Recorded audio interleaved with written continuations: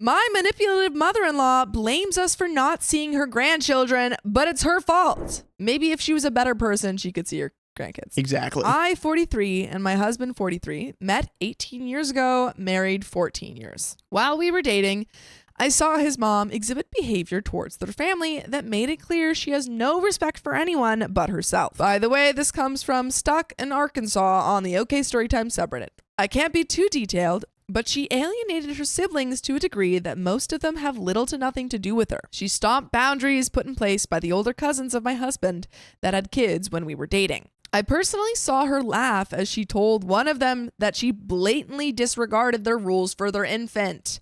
She would buy holiday gifts for kids whose family didn't celebrate holidays for religious reasons, while telling the parents in front of the kids their beliefs are wrong and she'll do as she likes. Nice. Great role model. This red flag behavior made me extremely wary of her.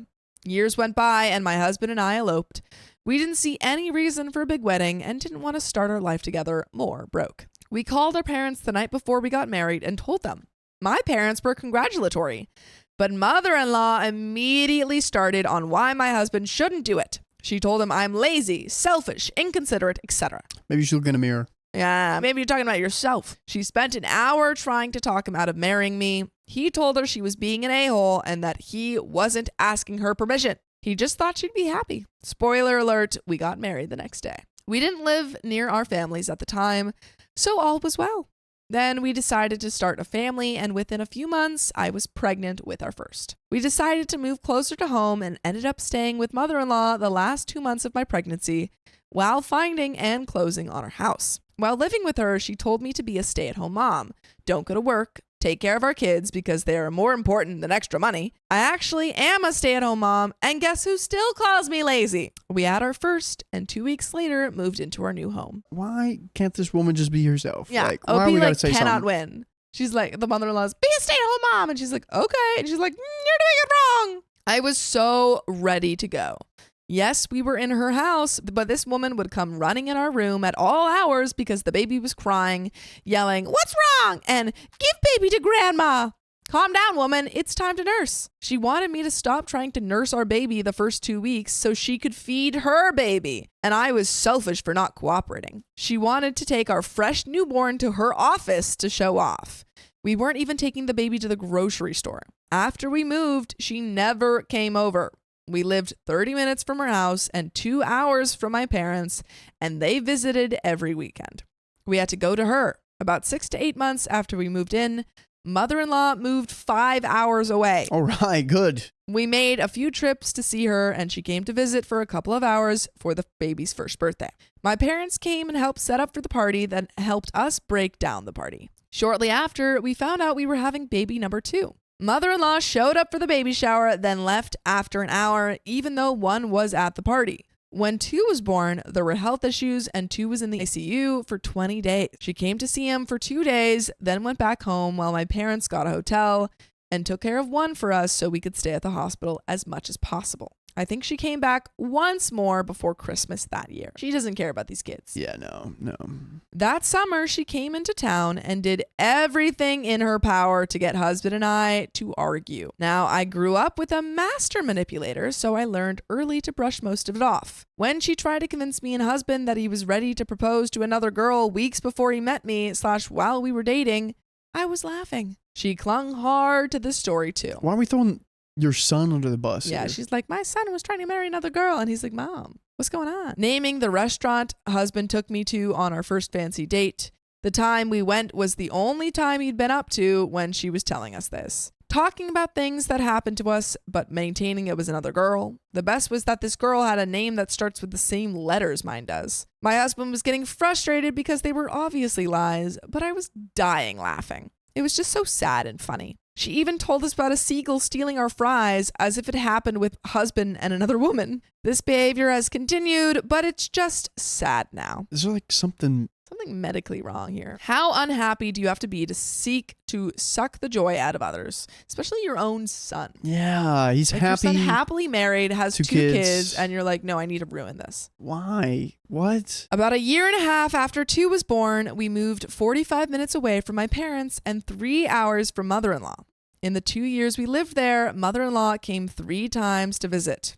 All other trips, we had to go see her. We went there for festivals, to visit her at work, and once for my husband to complete a job interview on top of just random trips. 2 years later, we moved 18 hours away from my husband's career. We've been here for 7 years, and she has only come once a year at either Christmas or Thanksgiving for 3 to 4 days to visit. The best was when she wanted to take 1 and 2 on 20-hour road trip, Christmas Day, right after opening their presents, just to turn around and drive back 20 hours the 27th. Of course, I was the a-hole when I pointed out how dumb of an idea that was.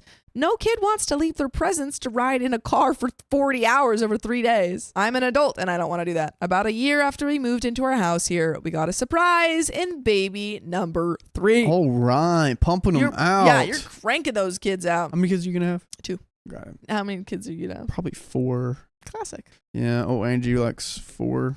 Angie likes 4? Yeah, she told me that on the first date, but I did ask her on her first date. You're like, how many kids? And I was like, really? I have 3 siblings. Yeah, She's the youngest I of have 4, 1 though. sibling, so it's got to be 2 for me. Oh, I see. Being significantly older now, 3 was more of a shock than a surprise. Mother-in-law kept to her regularly scheduled visits. She didn't come out to meet 3 until Thanksgiving. Unfortunately, a couple years later, she lost her youngest son. Oh, that's sad. He passed around Thanksgiving, so we went to her and stayed 2 weeks to help her with funeral arrangements and just to be there. Kids 1 and 2 were in school, but they were excused. I think this is why now she thinks they can visit whenever with 0 consequences. Brother-in-law had 3 kids of his own, all with ages that aligned with 1, 2, and 3.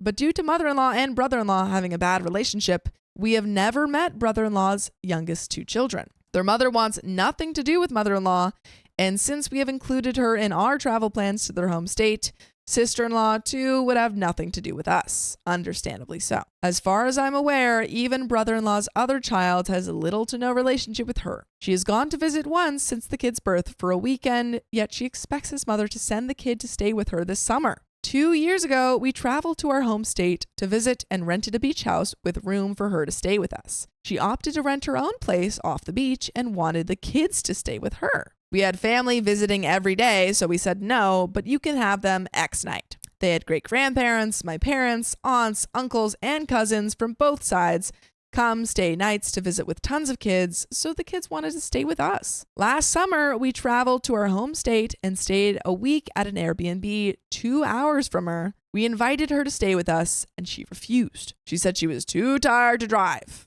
I offered to pick her up. She refused. My husband offered to pick her up. She refused. Husband was left feeling hurt that she wouldn't come to visit.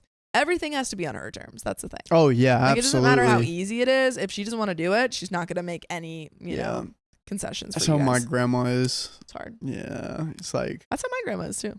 Yeah, it's so... Because, like, I came to visit one time, and it was such a packed week. I didn't want to drive with Angie to go meet her. I was like, hey, we're having a family event here. Come join us, and I'd love to see you. It was, like, literally 5 minutes away from her house. Didn't come. Dang. But she does have, like, CPOD stuff and, like, breathing issues. But she has also smoked her whole life. Doesn't help. Yeah. What about your grandma? Your grandma? She just won't come to America. Oh, that... Okay. Mm-hmm. Yeah, that's tough. Yeah. Kids 1 and 2 were also hurt, but they had cousins to play with, so they brushed it off. The vacations I've mentioned aren't our only trips to home state in the last 7 years. Plus, I make it a point to go to mother-in-law's first and last on those trips. Partly because my parents come to visit multiple times a year, and partly because, apparently, I'm a huge glutton for punishment. We paid for her to go to Disney World with us for 6 days when 1 and 2 were 5 and 4 years old.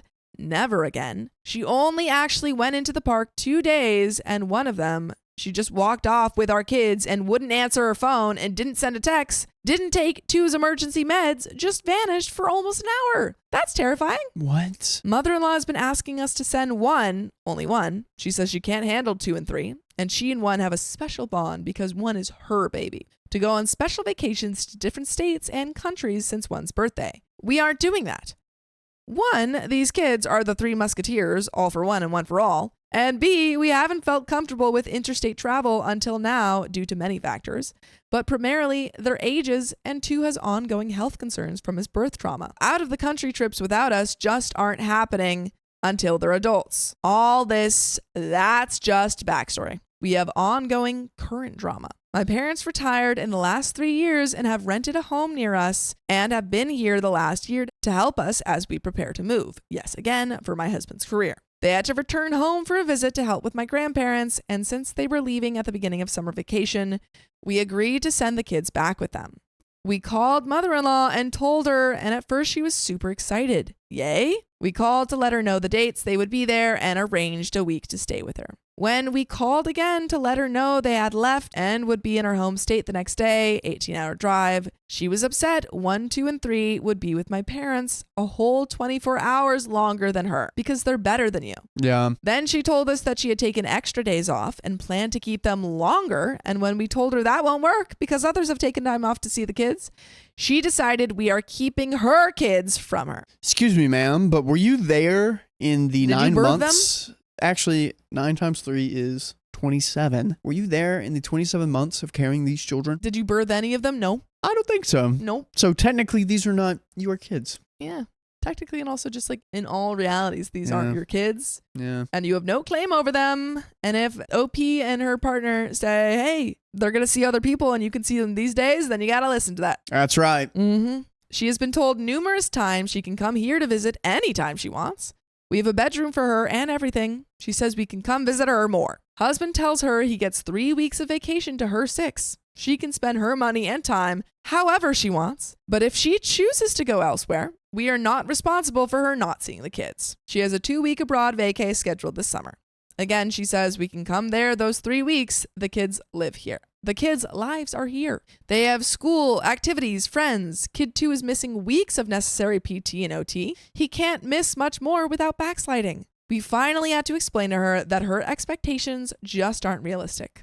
We won't ever be sending our kids to stay with her the whole summer, her latest demand. She is, however, welcome to come visit during the summer. Bear in mind, all of this is stemming from us refusing to let her keep the kids extra because another family member rearranged their schedule to spend time with them. This family member loses hundreds of dollars each client they cancel and fits 3 to 6 clients in a day. So no, mother-in-law, I don't feel comfortable asking them to suck it up for a last-minute schedule change you didn't run by anyone else. Her actual request, by the way. Also, she's mad because I decided to fly to home state to surprise the kids, and now she can't bully my mom into giving in to her. Nice. I feel like I have been very accommodating. I try to include her as much as possible. I call her after every big milestone. I send pictures of the kids, and when one got a cell phone, we told mother-in-law to text and call anytime outside of school hours and bedtimes. She never called and only texted 3 to 4 times. She's only been to 3 birthday parties total out of their combined 24, even when we live 2 hours away. I told my husband I refuse to feel guilty because she doesn't see the kids as often as she thinks she could. I'm done always reaching out and being the one making an effort. My phone rings and receives texts. The interstate goes both directions. There are flights at the airport daily, and she can always Huck Finn it up the river if nothing else. But I'm done. He is so disappointed with her and angry that she has decided to be so difficult over an issue that's her own doing. But you know what's not difficult? What's that, Sophia? Joining us live every weekday at 3 p.m. PST on YouTube, Facebook, and TikTok. It's the easiest thing. Yeah, all you gotta do is tap on her profile. Tap it. And there is a little bit left to the story, but Seems your mom's like just making problems. Making problems. Wants to keep this victim mindset. You never include me in anything. You guys are always excluding. It's like, oh well. What are we You doing don't here? need her. I noticed she only wants them around when it's convenient to her and makes her look good. Yeah. Because earlier she wanted to bring the baby to her office to show off everyone. Mm-hmm. She's like, look at this baby I have. And they shut that down really quick. I don't know if she tried to do more things like that, but Yeah. maybe. It's not looking good. But I think, yeah, keep your boundaries in place. They aren't bad at all. Like, those are very fair boundaries to have. She took 2 weeks 2 summers ago to visit her niece and her baby, but only came here for 4 days at Thanksgiving. Last year, she drove out 2 days before Christmas and left the day after Christmas after dodging our summer trip home. Yet we're somehow responsible for her not seeing the kids more often. The lack of logic confounds me. And while this isn't an Am I the A-hole post, I can't help wondering if I am an a-hole because I'm not at all sad she comes to visit as rarely as she has. And I'm kind of hoping she punishes us by not coming to visit this year. After all, She's getting her time with the kids out of the way early, right? Yeah. And that is the end of that story. It makes sense you don't have any more emotions with this because you gave her so many chances, so many opportunities. So many opportunities, and she just doesn't want to take them. Yeah, yeah. So you can't feel bad for someone. No, if they're going to make their own trouble, they don't have to sit in it with them. Yeah, exactly. That's the end of that story. Woo!